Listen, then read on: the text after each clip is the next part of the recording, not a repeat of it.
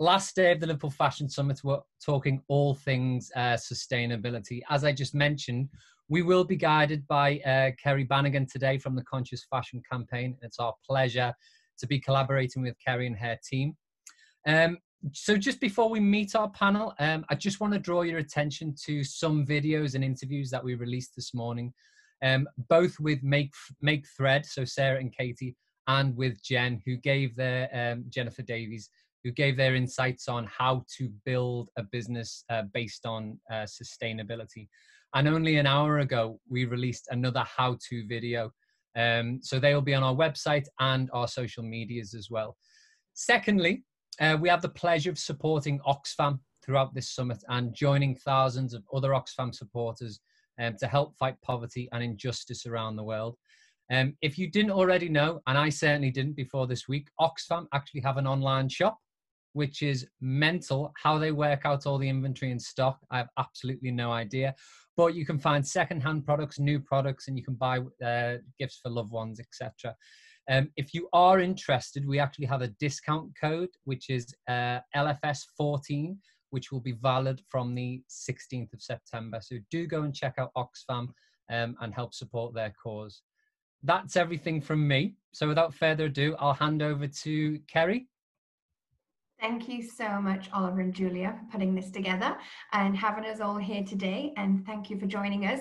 So today we're going to be talking about how to build a business on sustainability. I'm Kerry Bannigan, founder of the Conscious Fashion Campaign. The Conscious Fashion Campaign is an initiative with the United Nations Office for Partnerships, where we look to collaborate with fashion industry business events just like this today, where we can really facilitate collective action towards the Sustainable Development Goals.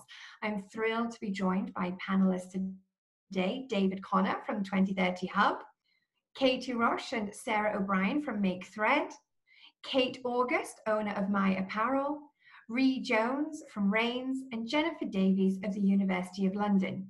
Now, before we dive into the discussion, I'm just going to quickly ask the panelists to give a quick hello. David, can I start with you? Hiya, Kerry, and I promise to be short. I know we're all under orders to keep it short. Hi, everyone. My name's David Connor. I created something called the 2030 Hub, which our claim to fame is McGregor. We are the world's first UN-recognised local 2030 hub. Our expertise is in working not only with businesses across all of the sustainability aspects, from startups to multinationals and B Corps and everything in between, but we also work with cities. So we're currently pushing the Mayor of Liverpool and his Sustainable Development Goals commitment. And there's a big Global Goals Week starting that Kerry is more than aware of next Friday. So we've partnered with the UN to bring a Global Goals Week campaign to Liverpool. So there's anybody out there that has a wonderful story to tell around sustainability or challenges or questions they want to ask, we will be trying to bring together a bit of a local tribe to engage with that global tribe and world leaders to promote the smallest of stories or the biggest of stories. So we're a little bit busy trying to pull that off the ground last minute at the moment. Brilliant, thank you. Jennifer? Hi, I'm Jennifer Davis from the University of Liverpool. My research specifically looks at fashion supply chain sustainability and emerging technologies and how they are hopefully going to provide some solutions. I also have 5 years experience as commercial director of Nabil Nayal Limited, which was a luxury fashion label, and have participated in international fashion weeks. We were stocked in Selfridges and all manner of places. So I think I have the sort of, hopefully the balance of the sort of theoretical and academic side of sustainability, but also know the realities of what it's like to run a business. Excellent, looking forward to learning more from that. Ree? Hello, my name's Ree Jones. I've got Rains Clothing. We're a sustainable children's brand. We're trying to show that you can make clothes that are kind to the earth and they can still be fun. Yeah, we're trying to introduce like a slow fashion model, which is challenging, but yeah, that's a bit about us. Excellent, thank you. Kate August, I know we've got Kate and Katie. So Kate, you go first. Hiya, hello, hi everyone, thanks for having me. I'm Kate August, I'm the owner of sustainable fashion platform My Apparel. That was launched 2 years ago, where I came up with the concept where people want to buy new, they had to buy better. So I've curated loads of different brands across Europe and put them under one hub. So yeah, just championing better fashion and trying to do good and better.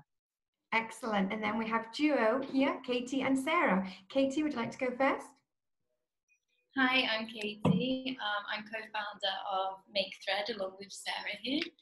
We studied an MBA a few years ago and came up with the concept of Make Thread. So essentially we are trying to tackle the problems of sustainable, of fashion and how it's unsustainable, and breaking down industry barriers for designers as well. Thank you. And Sarah? Yeah, hi. So I'm Sarah. So again, co-founder of Make Thread. So we are a sustainable social marketplace. So we're trying to not only provide a sustainable product, trying to improve the process. So make consumer shopping different, consumer behaviour, change the behaviour of how we shop. So our main drive, like Katie said, was born out of trying to solve industry problems and for designers, and obviously from a sustainability point of view as well. Brilliant. Thank you so much to you all. So we're going to dive in. First question, and I actually want to hear from all of you. I'm going to kick off with David here, but I know you've all got such varying perspectives. What are the principles of sustainable business and how realistic are they? Well, thanks for the hard one first, Kerry. Listen, after 20 years in this space as a consultant, as the guy who created the charity for Everton Football Club, and lots of experience with multinationals and startups in Liverpool and everything in between. You know, there are lots of different ways to answer this, but it comes down to two things for me. The two main principles of a sustainable business are one that's fair, both fair to people and the planet. And to be fair to both people and the planet, it demands that business leaders are far more knowledgeable than they have been historically. You know, every single decision has an economic, social, and environmental component, and business leaders need to understand all three of them. Every single decision, every single day. And the other one for me is trust. I know those two words sound incredibly simple, and yes, I can sound like a proper CSR or sustainability consultant and try and charge a fortune for that, but it comes down to those two very, very simple words. I think trust is as equally important, because if you're a business and nobody trusts you, then they're not going to buy anything. And that trust is usually built over a long time of doing the right thing. So for me, I know they are sound quite simple, and you know, sustainable business isn't really rocket science. It's just that a lot of people, and mostly men, sadly, want to just build businesses as quick as they can, as fast as they can, and they've been allowed to do that. The rules need to change at a very, very basic and a high level. So for me, the principles of sustainable business are just fairness and trust. On a daily basis with your staff, with your customers, with your fans, with your supply chain. How realistic are they? In isolation, it's a challenge, because we're playing in an unfair marketplace where businesses that don't really care as much as others about fairness and don't really care as much as about trust have a slightly wider set of rules to bend and manipulate, and they do that everything from tax avoidance, tax evasion, you know, maybe scrimping with supply chain integrity. It's a tough one, and I think what we need to understand is that just because you're a good or an ethical or a sustainable or a responsible business, that is not going to sell an awful lot on its own. We're still in a very, very niche market. And I've done this for 20 years and it hasn't grown that much. we can all get a little bit carried away of, well, he's a B Corp, or they've got this SDG thing, or they're vegan, or they're fair trade. We've still got to work even harder against the businesses that don't care, because it's taking so much more of our time and a cost. So our prices maybe need to reflect that. We are probably realistically in the harder position than a non-sustainable business until the rules change. And I think you'll probably see, as a result of COVID and, you know, the climate challenge that's been hidden for about 6 months, which will, you know, you've got to look at the wildfires over in California at the moment. Climate change is absolutely going to change everything. And I would suggest in the next 12 months, COP26, I think you'll see announcements and changes made between now and November next year that most people wouldn't expect. Probably in a similar vein to COVID. You know, nobody thought we could all work from home for 5 months, or the cities would close roads just for bikes.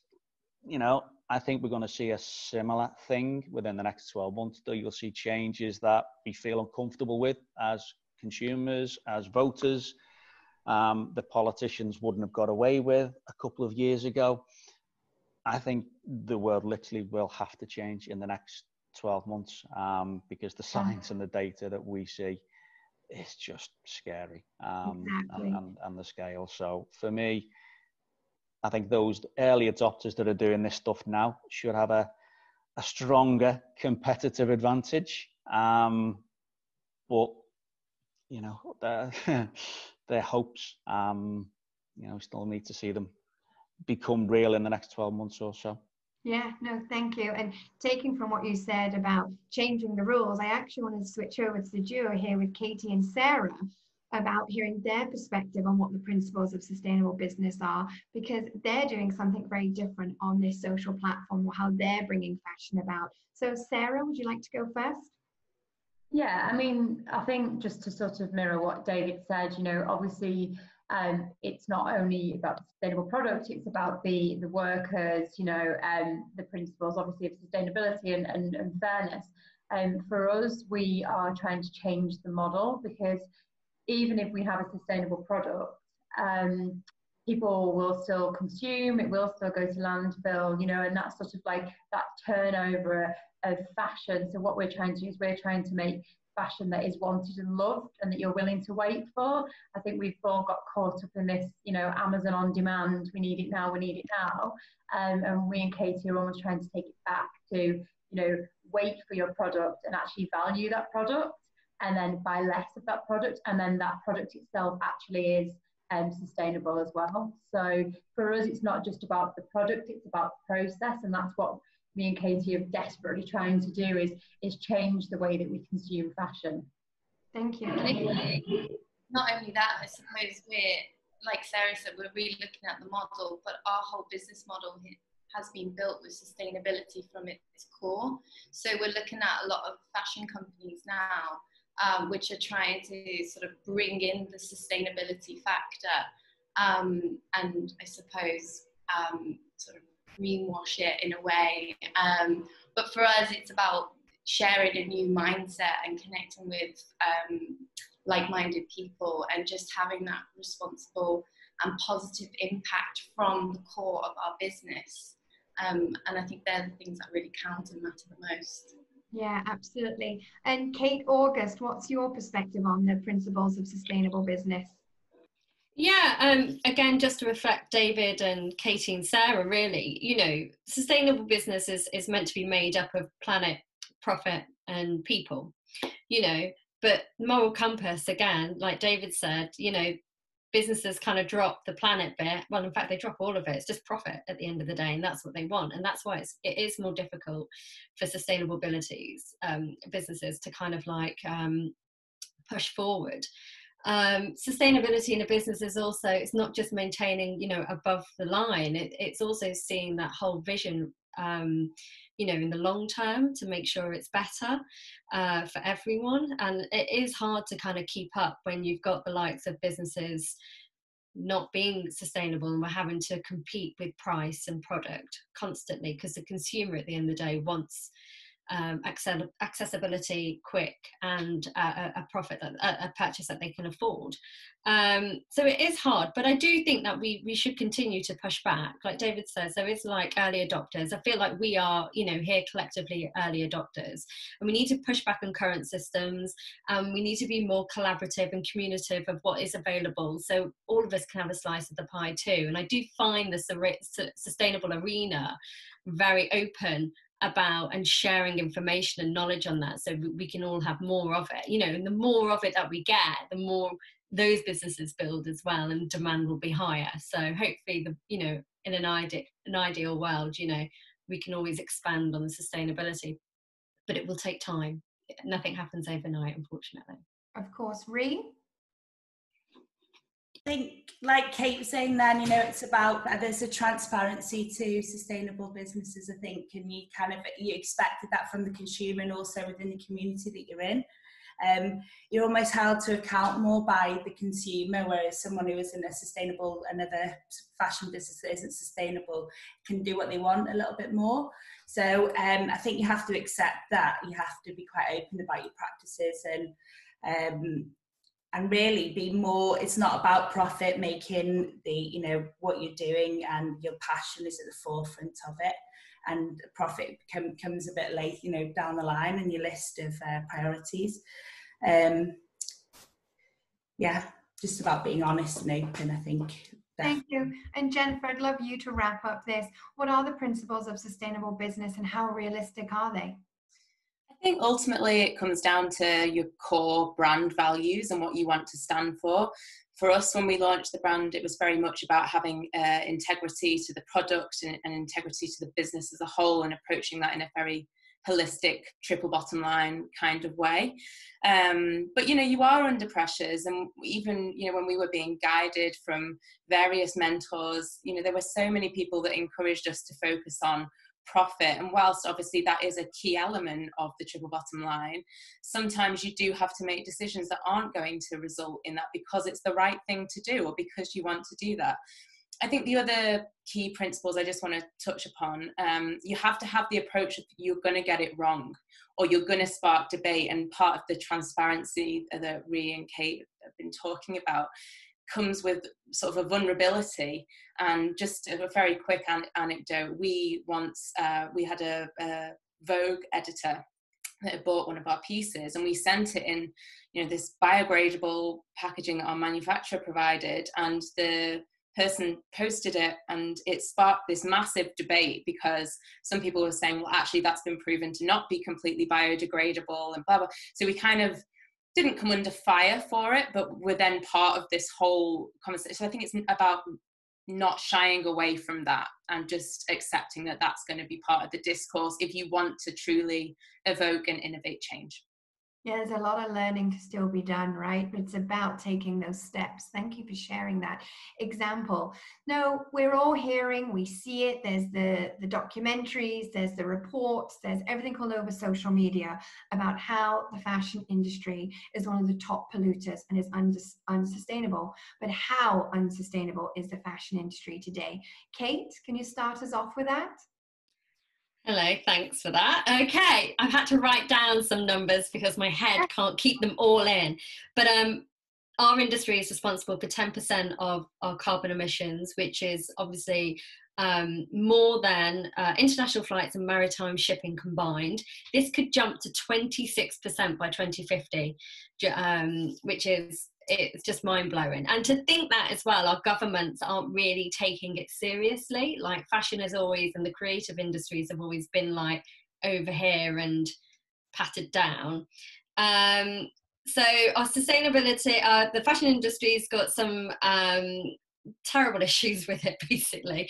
Why are we in it? So water consumption will grow by 50% to 31.17 trillion gallons. Carbon footprint will increase to nearly 3 million tons. Waste will hit 148 million tons.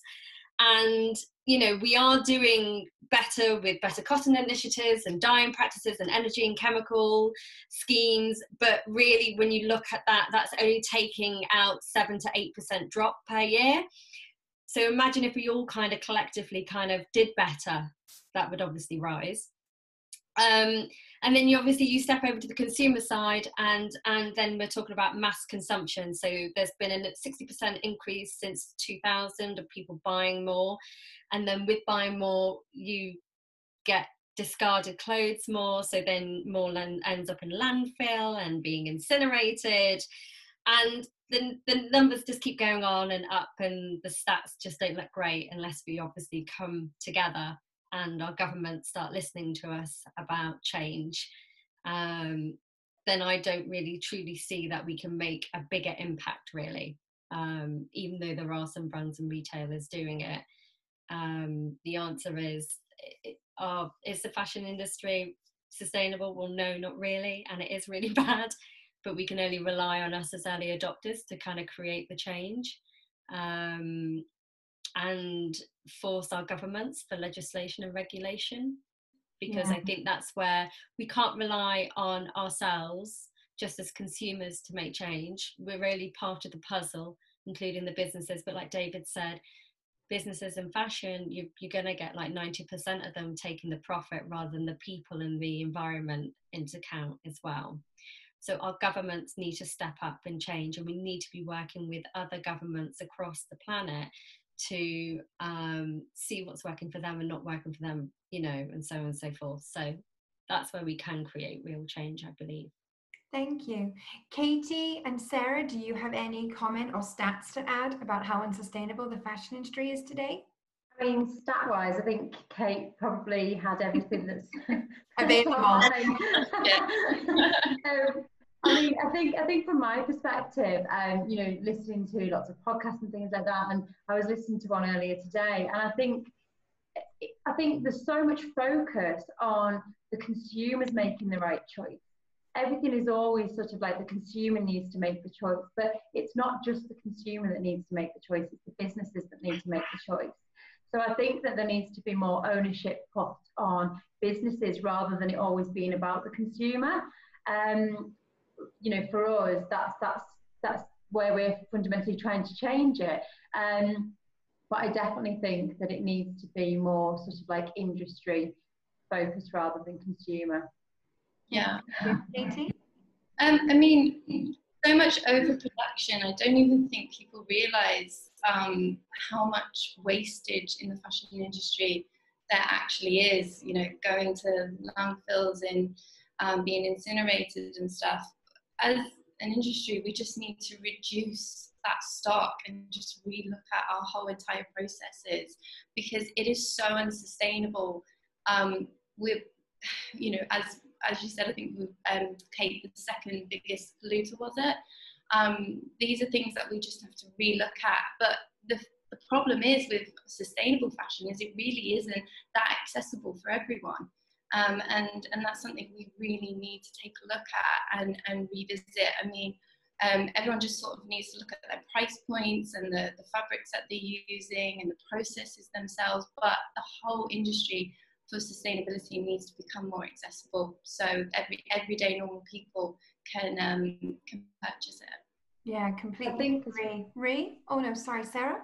No, yeah, I was just going to say then, I think as well from the government perspective, I think, again, just to sort of talk about what Kate was talking about, is about the fact that they don't take the fashion industry seriously. You know, it sits within the creative sector, and both myself and Katie trying to at the moment launch a business, we always fall through the net of everything. We are not, you know, we're not fashion, we're not tech, and no one really takes it seriously. There's this real middle ground, and unless the government step up and unless legislation changes, then we can keep pushing, but we're up against these barriers day in, day out, and these barriers need to be brought down for us to be able to make change. Thank you. Ree, anything to add? I think a lot of what I was going to say has been covered pretty much, in that it's about changing the mindset massively that needs to happen. That comes again from the government and also the bigger businesses. I know that independent small companies tend to be the frontier, the front of innovation, but you need these big companies and the government to get behind you and really push those things forward and change the mindset of the consumer. Yeah, thank you. Now, what advice can you share for businesses that are keen in the fashion space to implement sustainability practices? And of course, share any of the obstacles that come with that as well. Jennifer, can you kick us off with that, please?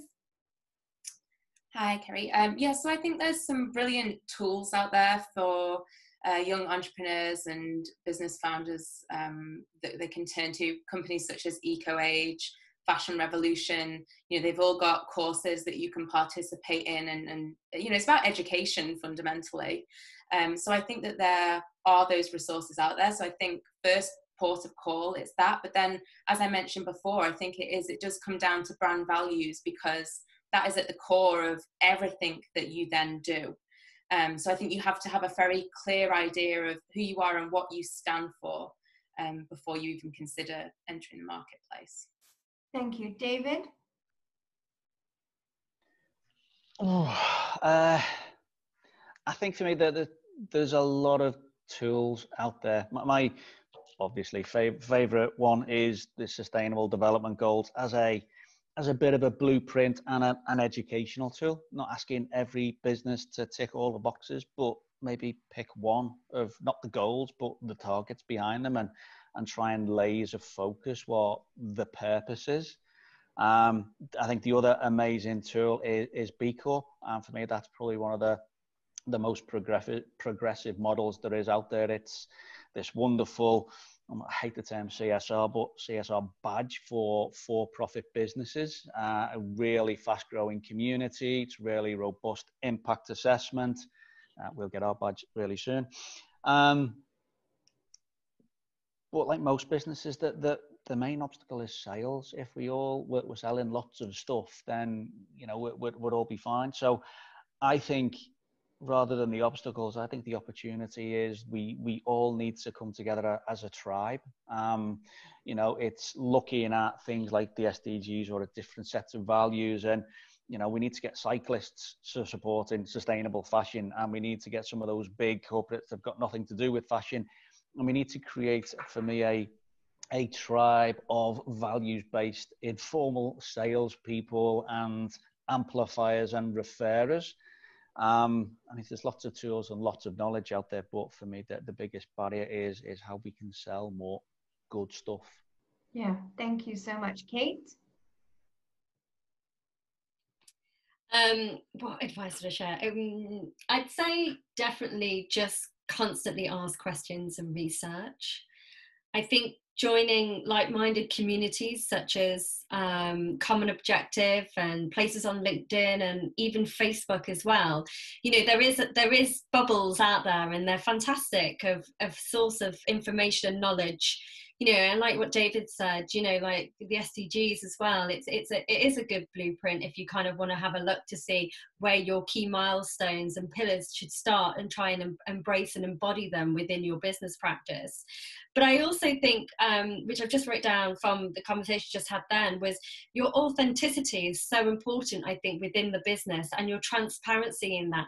We've noticed a lot on Instagram has kind of turned normal people into following their journey from their businesses. And I think people really like that and get it, and they are being open and honest. And like Jennifer says, we do get probably questioned more than the likes of high street companies. We get personally attacked. We are trying to do good with compost bags, but it's not good enough. But it's okay, because we'll hold our hands up to that, and we'll take you on the journey to how we can create better. But you don't see the others doing that. You know what I mean? They just keep putting money into things, whereas we will take you on that journey. And I think businesses like that, they will grow more organically. And I think hopefully, obviously I'm an idealist and I have hope. And I think, if we collectively build on these communities, I think we can all strengthen better and together, and ask brands and designers they're so open. You can email them or drop them a DM, and they will, you know, again, we're a very open arena, and we'll offer that advice and take, you know, and help you take the first step forward as well. So yeah. Thank you. Ree? Sorry. Again, I think everything that I was going to say has been covered. That we're open, that you be open and research, do all your research, and you have to kind of consider everything, work backwards. I definitely didn't consider when working with manufacturers. It's really hard to find a sustainable manufacturer that you can afford. Especially for me, you know, we're a new start. We launched in February, which is the worst time to start. We're trying to do slow fashion. And so we work with the manufacturers, local manufacturers, and they want to wrap everything in plastic when they send it to us, and they can't understand that you don't want to do that, you know, so you have to really consider everything. Every part of what we make is sustainable, so down to labels and the, you know, just the way you connect labels to your pieces. You have to think of everything. So I think research and really mapping out where you're starting, where you want to go, and you know, everything in between is really important. I wish I'd have done more of it, for sure. Well, thank you for that honest share. Katie? So Sarah and I, because we studied, I suppose, sustainable fashion when we were doing our MBA, I came across something that really helped us, I suppose, build our business model and helped us with starting our business. And again, it's about researching, but we came across a green strategy, and what I did anyway, and I wrote about the 7 stages of fashion. So it's by Dr. Anna Brazimar, and she just talks about the different 7 stages of a green strategy. And we pretty much in our business model fit almost every single stage right up until the recycling, which we do want to implement into our business as we grow. So just maybe having yourself a little green strategy and sticking to it and see where you fit in, I think would help. Thank you for that. You should probably at the end maybe put the name of that book in the chat, and the author, so that others can look to use that. So thank you. And Sarah, anything to wrap up there? Sorry, I think I missed the question because my internet died. Oh, lucky I came to you last. It went. I was just asking the group really if panelists could share what advice do you have for fashion businesses who are keen to implement sustainable practices? I think it needs to be in, I don't know what's been discussed before, but I think it needs to be in your core. I think if you build a business, I think we mentioned it earlier on, if you build a business from, you know, it really is in here and you believe it, then that's your starting point. You know, there's no point sort of building a business that then pivoting and trying to then make it sustainable because it's an add-on. It's not really the ethos and the ethics of the company. So I think, you know, stay true to yourself. And I think, like Jennifer said before, don't always be led down the route of profitability. You know, keep true to yourself and really do value that mission statement that you originally start your business with. Brilliant, thank you. Now I'm going to go on to what can be seen as a very touchy and controversial topic of greenwashing. And I'm just going to go here with private sector and public, looking at David for thoughts on this, and then Kate August, if you don't mind, for the fashion side before we go to our final question and then to audience Q&A. So David, give it to us. What's your thoughts on greenwashing? Oh, and that's where I start to get into trouble. You have 2.5 minutes to be a troublemaker. Well, okay, one, it's about the intent. What a lot of, especially smaller businesses, are afraid to shout about how sustainable or green, and they shouldn't be. They need to be bold and brave. We've got some big problems that aren't going to be solved with vague words. We need to be brave, and if you're doing something great, shout about it. If you get it wrong, stick your hand up and be honest. That's the big thing. It's when businesses know that they're doing, or they're overstating or greenwashing and repeatedly do, that's where the problem is. But I think there is a commitment from everybody to shout as loud as we can to as many people as we can, and to ask for forgiveness rather than permission for this. We're trying to do the right thing here. Yes, you need to be as informed as possible, but be brave. I'd rather they did something than not do it. There you go. This is a short answer. Thank you. And Kate, I want to hear your perspective more, if you don't mind, from the fashion sector specifically. Well, from the fashion industry perspective, and also my own personal perspective, I think greenwashing is just a massive PR and marketing money spinner at its finest, really, for big corporations. They say there's 7 sins of greenwashing, and anything from misleading information to lesser of 2 evils and lying and so on and so forth. But when it comes to greenwashing, and as a consumer, how do you find out if a company is not doing what it's saying? I definitely start doing your research and asking questions directly to the brand. See how transparent they are when it comes to information on their website. Look out for certifications and any trademarks. Beware of buzzwords. And also just kind of, I personally shout them out. I have a hashtag called I Call Bullshit. So, and I call them up on their shit, you know. It's like anything. It's like, well, I don't care. I'll probably get sued. But H&M, you know, they have a conscious collection. That's 1%, which is made in the same factories as a normal mass consumption of the other 16 to 20 trends that they churn out per year. And it's just bullshit, and just pull them up on it, you know, and don't be afraid to, because at the end of the day, it's your money funding these companies, and you want truth and transparency from them.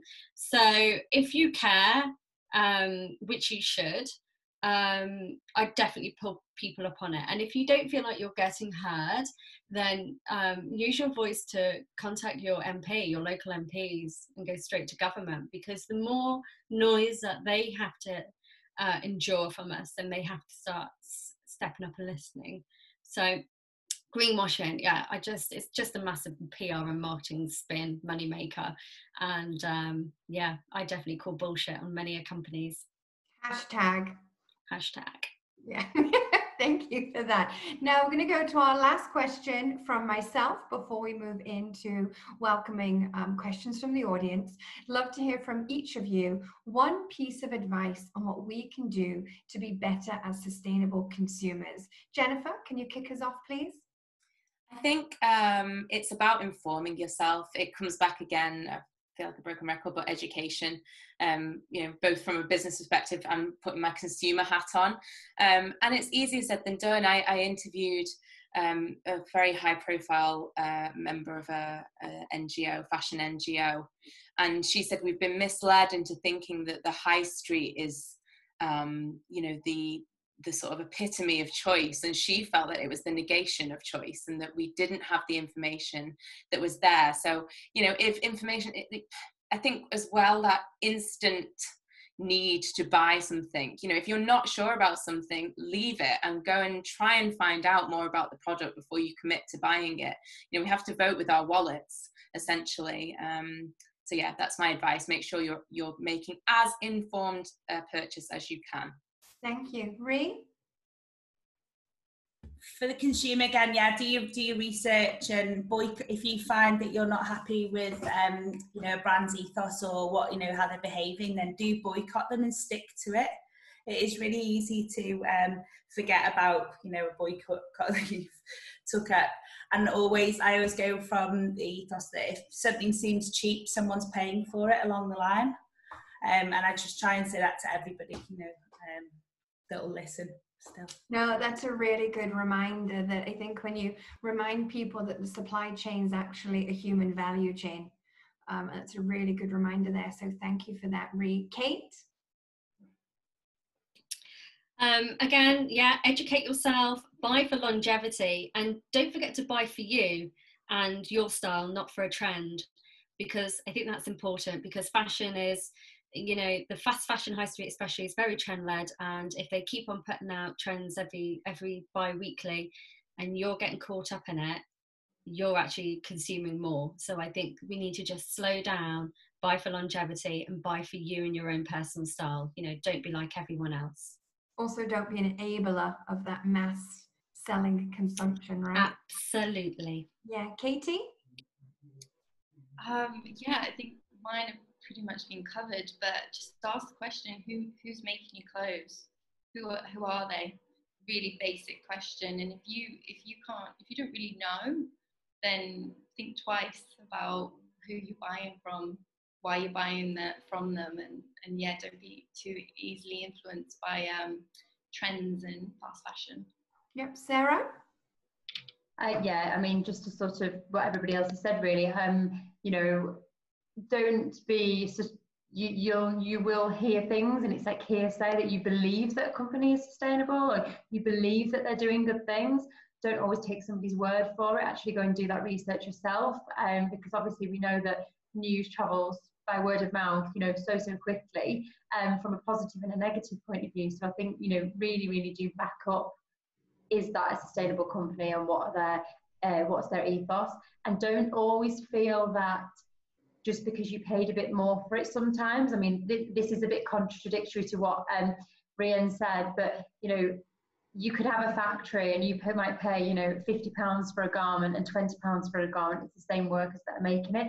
So don't always make the assumption that because you paid slightly more, that means that the workers will have got the money, because it just means that partially you've lined the pockets from a profit perspective. So Yeah, thank you. And David? I think everybody's given all the big answers, so I'm going to try and be a bit creative, especially what Jennifer said, sort of voting with wallets. But I think it's that other vote that consumers also have. We need to vote for political parties that are going to change the rules. There's only so much we can do as consumers, but the politicians can change the rules for a whole country. So vote with your wallet and with your X on a card. Excellent, thank you. So if Oliver and Julia are happy for us to move over, there's a question that's come through actually for quite a few on the panel in the audience Q&A. So open for whoever wants to start with this, but it said we covered a little bit of it. From experience, what are your top tips for anyone at the start of their business journey? What worked and what would you do differently? And I actually think the end part of that question is probably the most use to the audience right now is, you know, maybe Katie and Sarah, you could start here with what worked on your journey and what would you do differently? So just start it firstly, because you talk about it a lot and it's an idea, and so yeah, just start it. My advice would be just start it, and what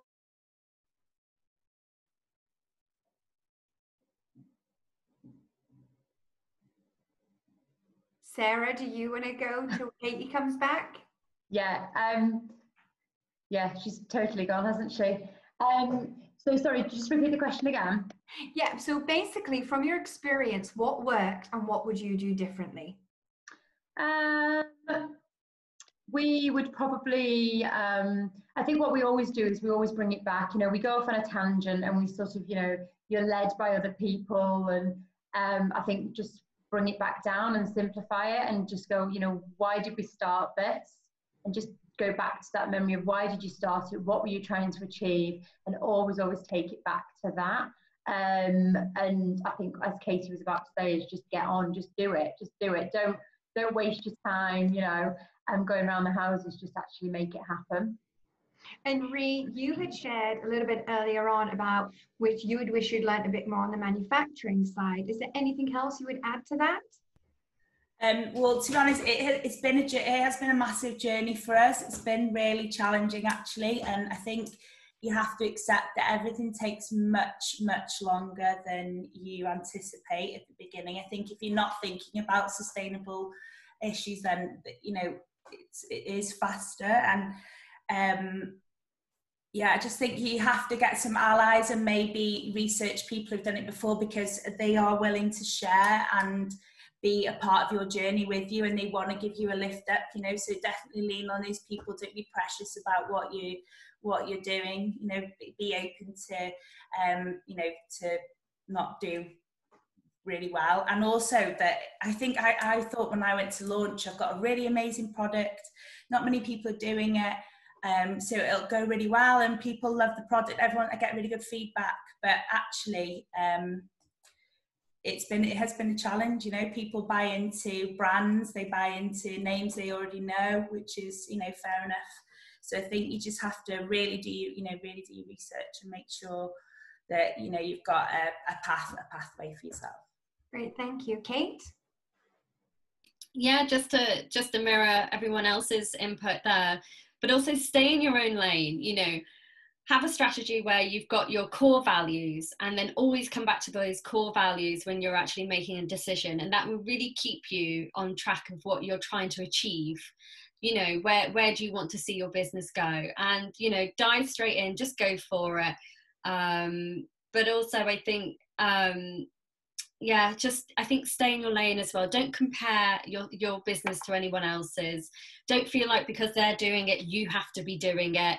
Just stay focused and drown out all the noise, and just if you feel it in your gut that you know it's good, go for it, for sure. And it's really exciting as well. It really is. And like Ray said, you know, there are so many people that will help you. And you know, look at us all today. You know, we're all like up north, so I'm sure we'll all get together soon. I hope so. You know, and just have that really nice community bubble as well. You know, people that kind of champion on. I think that's a really good way too. Excellent. Jennifer, anything to add? I guess just to echo what people like Kate have said is we used to say we don't design by commission, we don't run the business by commission either, because a lot of the time you hear like creative directors of particularly luxury fashion labels, you know, don't design by commission, you've got to have your clear creative vision. Doesn't mean you don't listen to other people, but ultimately when it comes down to it, it's your decision. And, you know, echoing what Kate said, it's about sticking to your strategy and your vision and not deviating from that. Just on a practical level, I think a really good starting place for all budding entrepreneurs and potential brand owners is to look at industry trade bodies. People like the British Fashion Council, the UKFT have so many resources.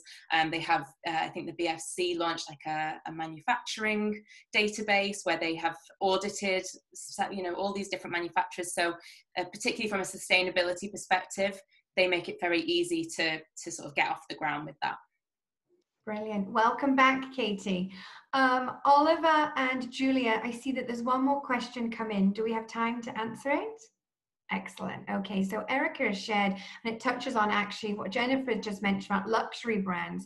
We do hear so much about fast fashion, but luxury also falls into the same bag, right? So let's be honest, we've heard lots about burning product and so forth. How do we get consumers and brands to recognize that it's everybody's responsibility to drive this change? Who would like to take this from the panelists?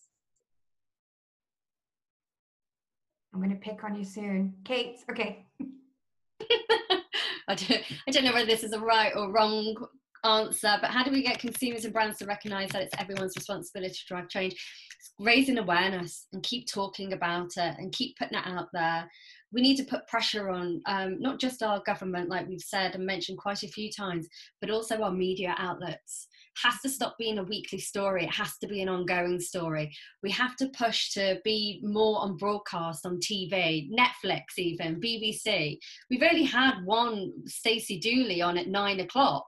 You know, that was a proper documentary to take you behind the scenes of fashion. But yet Channel 4 has managed to propaganda with Misguided and In the Style as well on BBC 3. And it's completely confusing consumers. We need them on our side. We need to get journalists on our side, and we need to kind of rally together and make that impact so consumers can and brands can recognize that people want this change and they're hungry for it. You know, we need to, this is how we should infiltrate the mass market at the end of the day. You know, we need more information of what's going on. Lucy Siegel even said it herself. For years she's been trying to get a documentary on TV and broadcasters still keep pushing her back. You know, I'd love Louis Theroux to do a documentary and behind the scenes with Philip Green and see, you know, to show people what he does you know, with his empire of trampling on supply chain and workers and so on and so forth. So yeah, I think we need to get broadcasters, media and politicians on our side. I think you covered a lot there, but anyone else? Sorry. Add, Jennifer? No, it's great. I just wanted to add, just in response to Erica's question, I think she's absolutely right. Luxury brands are equally accountable. And just to share something from my research, which I found really interesting, is I interviewed one of the members of parliament that was involved with the Fixing Fashion report. And I asked what inspired the report. And they said it was the burning of clothes by Burberry that had inspired the report. So it was the luxury sector that had inspired the report. Yet if you look at the report, luxury, yet again, seems to evade that scrutiny. So I think, and I asked, you know, why that was, and it's because, you know, a lot of the time it's smaller manufacturers, it's harder to collate the data and the information, but, you know, the whole industry is culpable and we're all responsible. So yeah, I just thought I would share that. I think the government has a big role to play, but we are all responsible. Brilliant, thank you. Oliver, do we need to move over to the awards now, or can I get this other question? Keep going? Okay, great. So we see here from Alex, as a result of COVID-19 and lockdown measures, online shopping has increased massively. Has this made things better or worse for small sustainable fashion companies? Sarah? Yeah, I'm just reading the question. Okay, so massively. Yeah, so online shopping has increased massively. I think it's been more difficult for small businesses to adapt and change, because the thing is, you know, when you're going to go digital, you need money behind you. And a lot of the small independents might not have the capital to all of a sudden change their business model to be online. So I think it probably has affected small independents a lot. There is platforms, you know, I mean, you do have like your Etsy's and you're not on the high street, which obviously has helped smaller independent businesses, but I definitely think it will have put a strain on that. It's quite difficult because me and Katie launched our business in the middle of the pandemic. So for us, because we launched Design for Kindness, which is like a good thing, you know, to give to charity, it was very different for us because we had a backing from that perspective. But yeah, I think COVID has hit people hard, independents. Yeah, and Ree, do you want to add to that? Oh, Katie, were you just going to say something? Sorry. Yeah, no, I was just going to say there's pros and cons really, because as a small business and the way that we manufactured our garments, we were lucky enough to be working with another small business who's our supplier, who was able to continue to create the t-shirts during COVID because it was a one-man band. But at the same time, we were able to launch our business because we were small and we could pivot very easily, whereas a lot of larger fashion brands were unable to. So that's all I was gonna add. No, of course, no, and it's a good point. David's on the move. So, Ree, you know, it sounds like you launched just before COVID. Am I right?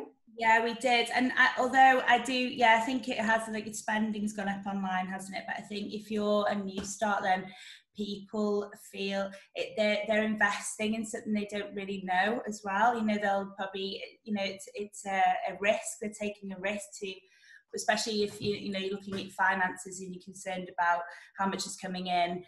Am I going to be able to go to work? Then you're going to invest in something that you already know a bit more, I think. And also, it depends on the circumstances of the, you know, the people that run these businesses. For me, I was at home trying to work and then had the kids, so I wasn't able to concentrate on that. So it had a massive impact on our output and what we were able to do around that, you know. And Kate, with your experience? Yeah, it is. It's a double-edged sword. It's a double-edged sword, really. You know, yes, it increased, but unless small businesses have that following and that backing in that community, it could drop, because, like Ray said, you know, people then put their trust into brands that they know, especially when it comes to shipping, you know, and how quickly, because everyone's just, you know, we can get it today stuff now if we wanted to. So and people are apprehensive sometimes to go to newbies, which are small independents, unless obviously you know them and you are part of the community. So, but it's also one of those things where there was a massive push to sell during COVID and get the economy back online. But as a sustainable business, you're trying to tell people to slow down and buy for longevity and not for sake. So it is a minefield, and it's really hard as a sustainable business saying, consume less, but come and buy this jumper. Do you know what I mean? It's a massive balancing act. And again, I think this comes through to your own authenticity and your own transparency of a business, of what you're trying to put out there, and why you want people to buy from you. So yeah, it is. It's a balancing act, really. But yeah, we've all got different pros and cons when it came to COVID. I'm like Ray. I've got 2 kids of my own, so juggling them with a business, you know, there is no work and life balance at all. That's a load of bull. There wasn't any before. This completely. Yeah, exactly. Yes. Jennifer, anything to add as we wrap up the questions? I just think on that basis with the online stuff, I guess it's about it goes back to what Sarah and Katie were saying earlier about maybe trying to pursue more of a value creation. I guess the nice thing about online, it does enable you to have that direct contact with the consumer. So I think it's about, you know, using whatever platform that you do have to try and create value and engage in dialogue, and try and use it to the best of your advantage to combat the sort of Amazon, we need it tomorrow and mentality that I think, you know, is the negative side of online shopping. Of course. Well, thank you so much, everybody, for your time. I'm going to hand over to Oliver and Julia in regards to the Sustainability Fund Awards. Thank you, Kerry. That was really interesting. We got into a nice little conversation at the end there. Yes, so we, throughout the month of August, we ran a competition for some funding for sustainability projects, and the first winner, I don't know if that's the right word, but we're going to be giving one of the funds to Mary Lamb of Fabrication Studio for her proposal for a reconstructed fashion brand. What we loved about this one most is that the majority of the fund is actually going to employing a local graduate, I believe, from one of the Liverpool fashion schools. So lots of social value in there, and I think we need to be supporting designers and new graduates at this time. So well done, Mary. Second one is for, I believe, who are a brand new brand, I said that right. 3 sisters. So that's Sarah Rafferty and Sarah Olivia, who are going to use the money to expand their business with some new equipment. And we're going to set them up for success so they can continue to create pieces that are seasonless. So yeah, well done, Mary, and well done, 3 sisters and the Sarahs. Thank you all so much for your time. It's been a crazy 3 days, but I've really enjoyed, and I speak for Julia as well, we've really enjoyed every moment of it. Finally, thank you to our panelists as well. So if you're looking to upgrade to a more ethical wardrobe, please visit my apparel, which is Kate August. If you're looking to learn more about advocacy and action and be more conscious in your fashion, please visit the Conscious Fashion Campaign, which is lovely Kerry. And thank you, Kerry, for moderating today as well. If you're looking for luxury sustainable fashion and an ethical brand, I'm going to say this wrong, Jen, Nabil. Nabil Niall, nearly. Nabil Niall. If you have children and you're looking for longevity in your wardrobe, please visit Rains, which is Re. And if you're a designer and you're looking for, I keep saying it, longevity, but if you're looking for sustainable, ethically sourced materials and manufacturers, please visit Make Thread, which is Sarah and Katie. And if you are looking to set up your own business and you're interested in sustainability, the SDGs, please visit 2030 Hub, which is David Connor. David, I just want to bring you in for the last 60 seconds because we're really starting to build a bit of a community here. And I don't think it's the last time we should all talk. We have Global Goals Week coming up. Can you give us 60 seconds on that? Right, Global Goals Week, and specifically, it's not SDG Week. It is a global awareness campaign for the Sustainable Development Goals. Global Goals is the more accessible language, as Kerry's probably far more an expert than me. So it's a global campaign that runs from 18th to 26th of September, which is also parallel to the UN's big meeting where all the world leaders meet. There's usually a few announcements. I was there, and I nearly bumped into Kerry last year, and Greta Thunberg was shouting at everybody.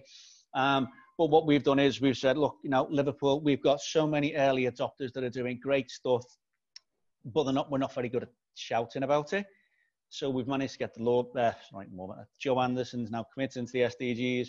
We're now one of the formal UN partners. So we're just encouraging anybody with some good news to say, a new product, anything to do with sustainability or SDGs, use the hashtag global goals, which is the global one. The local one is Liverpool 2030, because there's something coming about a plan and a strategy, how we achieve the goals in Liverpool.